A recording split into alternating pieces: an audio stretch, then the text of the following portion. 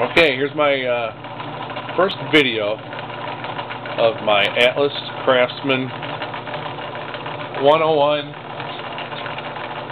214 model 6 by 18 inch lathe. When I got it, it was in pieces, in 2 boxes. As you can see, it's a work in progress. I have it now running in back gear. Just checking run out on the spindle. It's been running about 20 minutes or so, and I got about 6/10 on that indicator. Let me see if I can.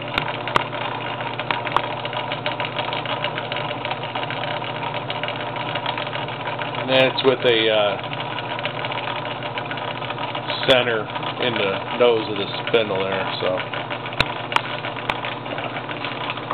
needs some work. Replaced some bearings, some bushings in the jack shaft in the back. Got new belt for the motor. It was missing some hardware, and we'll be doing that. So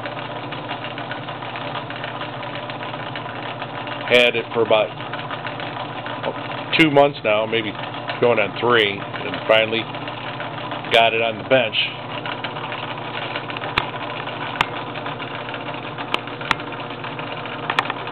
It's held on with a C-clamp, but that's alright.